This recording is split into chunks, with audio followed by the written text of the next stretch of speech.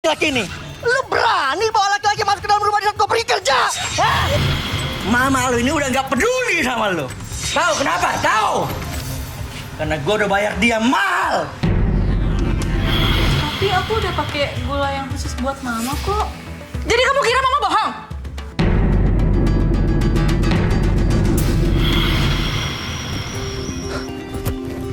Iya udah ya mas, bener ya janji ya sama aku ya mas. Astaga!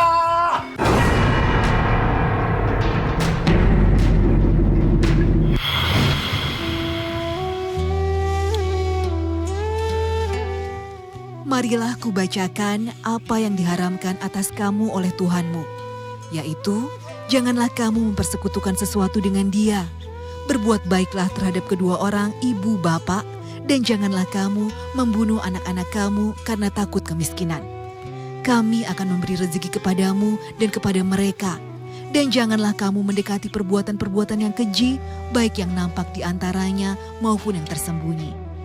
Dan janganlah kamu membunuh jiwa yang diharamkan Allah, melainkan dengan suatu sebab yang benar. Demikian itu yang diperintahkan kepadamu supaya kamu memahaminya. Quran Surat Al-An'am ayat 151.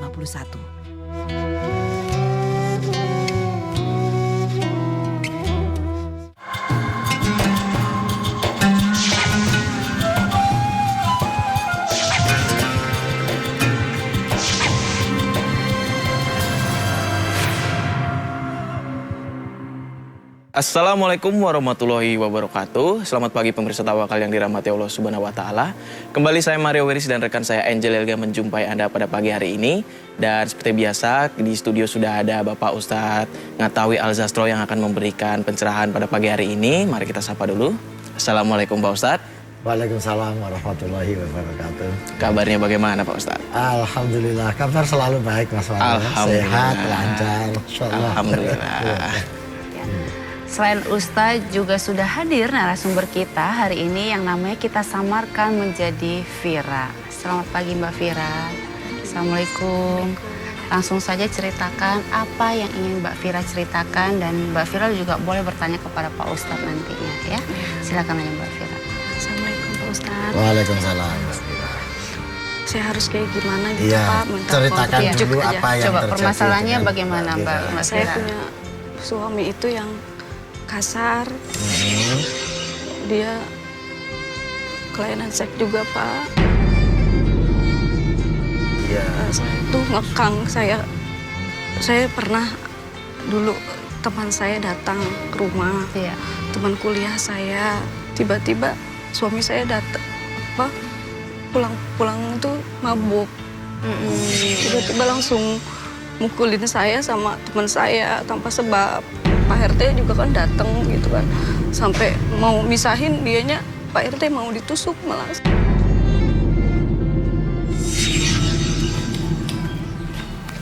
Vira, assalamualaikum. Waalaikumsalam. Tommy kok kamu di sini sih? Aku kebetulan lewat sini, jadi mampir bentar deh. Oh, emang mau kemana? Aku mau ke tempat saudaraku. Saudara kamu tinggal dekat sini? Dekat sini, di gang sini, pokoknya nggak jauh dari sini lah. Astagfirullah mas, kamu dari mana kok pulangnya jam segini sih? Kamu mabuk ya? Ah, siapa yang mabuk? Berisik banget loh. Ini siapa? Siapa laki-laki ini? Lu berani bawa laki-laki masuk ke dalam rumah di saat gue pergi kerja? Hah? Enggak mas, aku kan sengaja ketemu sama Tommy, dia teman kuliah aku. Jangan ikut campur, ha? Teman kata lu, ha? Hah? Lu berani selingkuh sama istri gue? Berani lu, ha? Mas, ini cuma salah paham. Gue cuma teman kuliahnya, kebetulan gue lewat sini, jadi mampir sebentar dong. Gua ini di sini semua warga tahu sama gua. Si lu ya. Masa apa sih? Hei, mau kemana lu, hei? Hei, Apa-apa istighfar dong. itu istri kurang ajar. Astagfirullahaladzim. Sabar, Pak. Apa-apa ini? Jangan sakiti istri. Pak RT, dengar baik-baik ya. Ini urusan rumah tangga gue. Urusan lu apa kesini, ha? Istighfar, Pak, istighfar. Nggak boleh naik ke istri. Lu mau jadi pahlawan kesiangan di sini? Mau jadi pahlawan kesiangan lu? Hah?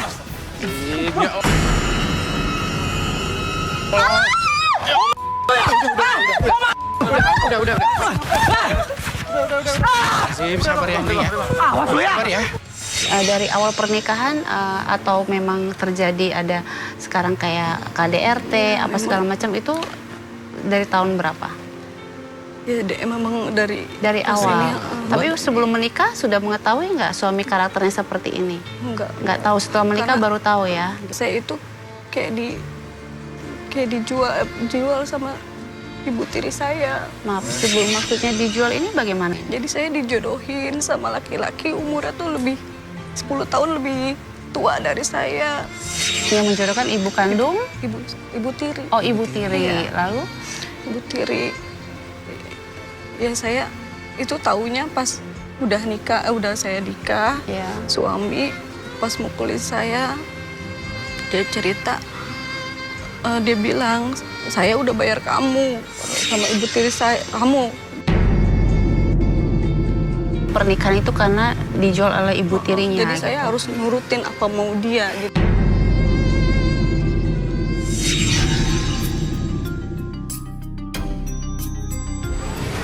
Assalamualaikum, Ma. Beda, ngapain kamu kesini? Suami kamu mana? Ya aku sendiri, Ma. Aku mau ngomong sama Papa. Lagian aku juga udah nggak kuat sama kelakuan Mas Riki, kasar banget. Mendingan kamu pulang ya. Mendingan kamu pulang ya. Kenapa sih, Ma? Aja ya. Aku kan mau ketemu sama Ayah, kenapa? Udah, nanti kalau suami kamu tahu bisa habis mama sama dia. Maksud Mama apa sih? Bira! Di sini lu rupanya ya? Hah? Berani-beraninya lu pergi tinggalkan rumah tanpa izin dari gua? Emang kenapa ini rumah ayah aku? Aku mau ngomong sama ayahku. Lagian aku udah gak kuat sama kelakuan kasar kamu. Lu udah berani ngelawan gua ya? Ya iyalah, aku udah gak kuat sama kamu. Kamu kan banget dari laki-laki. Suami, udah. Dengar Kok kan? gitu sih? Mesti Mama belain aku. Vira, asal lu tahu ya, mama lu ini udah nggak peduli sama lu. Tahu kenapa? Tahu? Karena gue udah bayar dia mahal.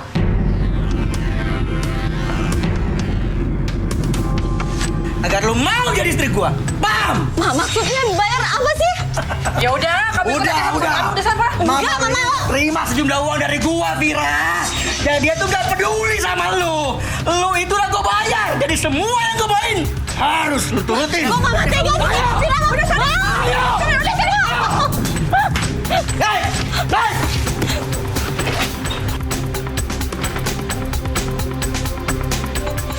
Ini saya ingin tanya nih sebelumnya Pak Ustadz.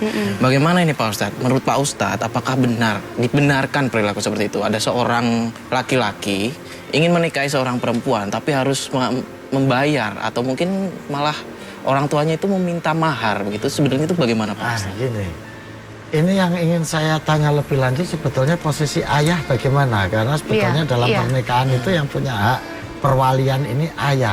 Apakah ayah Mbak Vera, ayah kandung maksud saya, Masih ada atau bagaimana? masih ada atau mengetahui? Saya nggak tahu. Nggak tahu. Nggak tahu. Pas memang dia di belakang ayah juga ngelakuin kayak gitu. Oh, ini ibu tirinya menguasai bapaknya mungkin. Tapi pernah cerita nggak ke ayah kandung?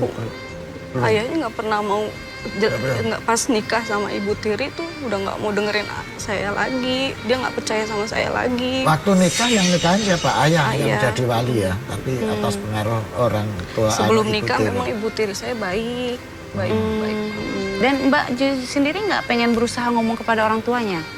Setiap kali kayak mau ngomong, pernah aku mau ngomong, aku udah nggak tahan tuh dipukulin apa.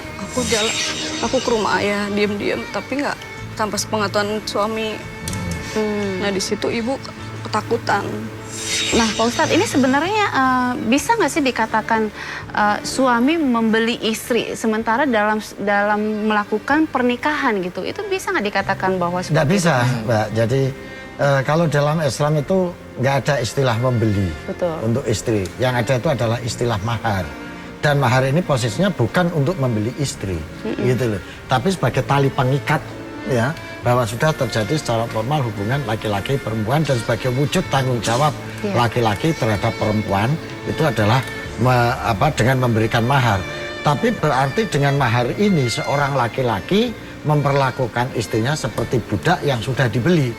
Makanya ini posisinya harus sama dalam Islam itu, gitu loh. Dari segi derajat dan martabat dia sebagai manusiaan. Makanya hunna libasul lakum wa antum libasul lahun. Ini menunjukkan posisi yang setara sebagai derajat kemanusiaan antara laki-laki dan perempuan. Meskipun masing-masing memiliki tanggung jawab yang berbeda, hak yang berbeda dalam hubungan relasi suami istri. Tetapi sebagai manusia, sesama manusia, laki-laki dan perempuan, suami dan istri ini posisinya adalah sama. Sebagai kemanusiaan laki-laki itu lebih tinggi dari perempuan, bukan. Tapi dari pembagian tugas dan tanggung jawab, iya dia sebagai imam. Maka bukan berarti kalau laki-laki itu sudah memberikan mahar, dia bisa bersikap semena-mena terhadap istri atas nama sudah dibeli. Iya, nah menurut Pak Ustadz nih, dengan kondisi tadi yang diceritakan oleh Mbak Vira, itu tipikal seperti apa nih suami yang Mbak Vira? Ini sudah terjadi, kalau saya maaf ya, ini sudah sejenis perbudakan. Karena dia merasa bahwa lu udah gue beli sama orang tua kamu, sama perempuan kamu dengan puluhan juta. Walaupun ada terjadi pernikahan dalam rumah tangga itu ya. Karena pernikahan ini hanya untuk melegalkan hubungan secara syariat. Tetapi hubungan secara sosial paradigmatis ini hubungan budak dengan majikan. Karena paradigma kalau memang benar loh ya, ada kata-kata kamu sudah tak beli. Ini menurut saya dalam terjadi tujuan yang berbeda dengan penerapan syariat. Karena penerapan syariat itu hakikatnya kan maqasidus syar'i itu lil maslahatil umat. Tetapi ini justru menetapkan penggunaan legal formal syariat untuk melakukan eksploitasi terhadap istri. Mbak Vira kan tadi cerita ibu tiri dan ayah kandung Mbak Vira. Kalau boleh saya tahu, memang ibu kandung Mbak Vira ada di mana? Waktu saya SMA, lulus SMA, ibu meninggal, udah meninggal. SMA udah meninggal. Jadi ibu meninggal Jadi waktu pas lulus SMA. Aku lulus SMA, ibu meninggal, bapak nikah lagi. Kita dengar-dengar nih sebenarnya ayah Mbak Vira itu nggak terlalu peduli sama Mbak Vira ya. Itu pas maksudnya semenjak gimana, nikah Mbak? sama istri yang ini. Setelah menikah dengan Waktu sebelum nikah dia baik, ibu tiri saya baik sama saya. Ya, saya sering dikasih beli baju juga, peluk juga saya dipeluk. Pas sesudah nikah ketahuan aslinya. setelah ayah Mbak Vira menjadi kasar ya, kita dengar informasi itu, Mbak Vira bagaimana? Mungkin dia nggak tahu, dia nggak ini, dia malah kadang-kadang belain ibunya juga, ibu tiri saya malah bela.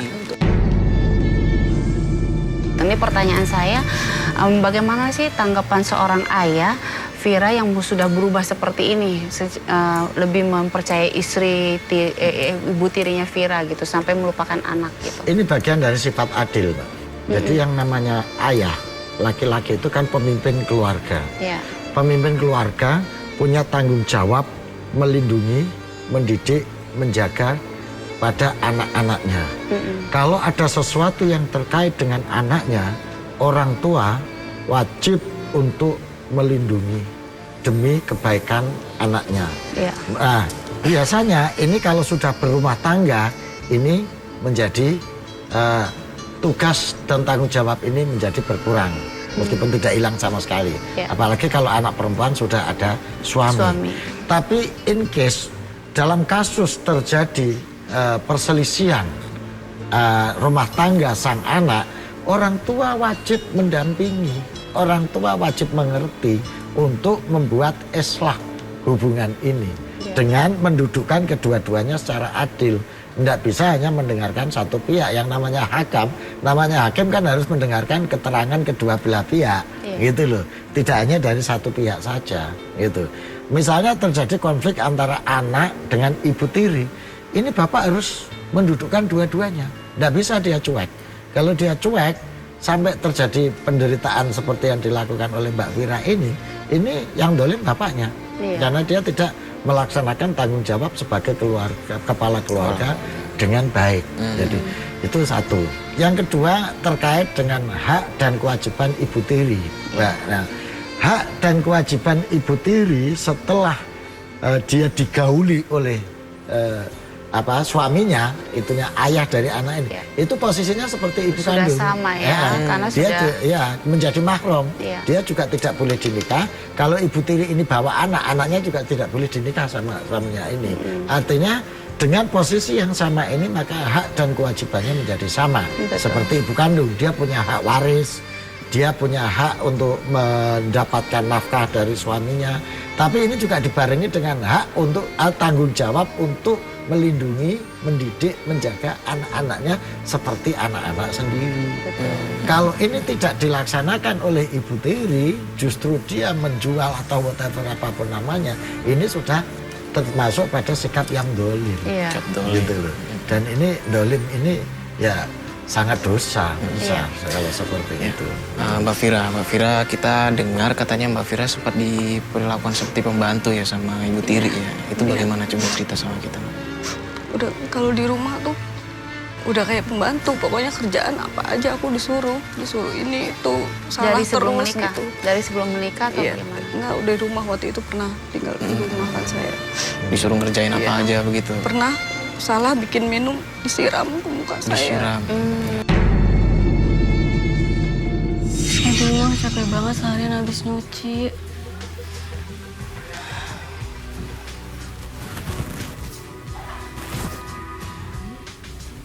Pira, Ya, kenapa, Ma? kamu ya dicari-cari malah enak-enakan tidur di sini.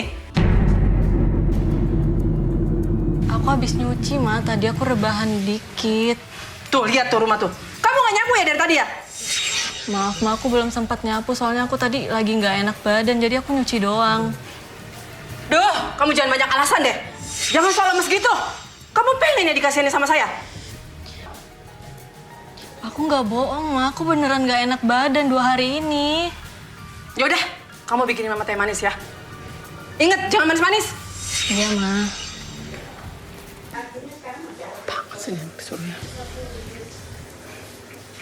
Ini, Ma, tehnya.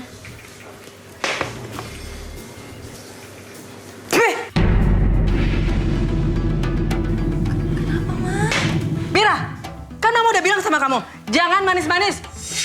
Kamu pengen ya, mama karena gula darah mama tinggi. Tapi aku udah pakai gula yang khusus buat Mama kok. Jadi kamu kira mama bohong?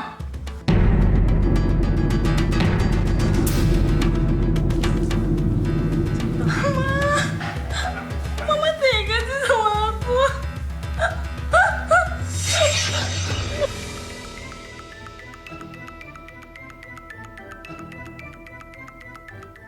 Nah ini Pak Ustadz, ini kan sebenarnya terjadi banyak di luar sana ya Pak Ustadz. Seorang ibu tiri yang memperlakukan anak yang bukan anak kandungnya malah sewenang-wenang. Ini tuh sebenarnya bagaimana kalau menurut Pak Ustadz? Ya itu tadi, dia sudah terjebak pada sikap dolim. Karena sebetulnya ibu tiri itu punya tanggung jawab untuk melindungi, menjaga, mendidik anak tirinya sebagaimana dia melindungi, menjaga, dan mendidik anak kandung.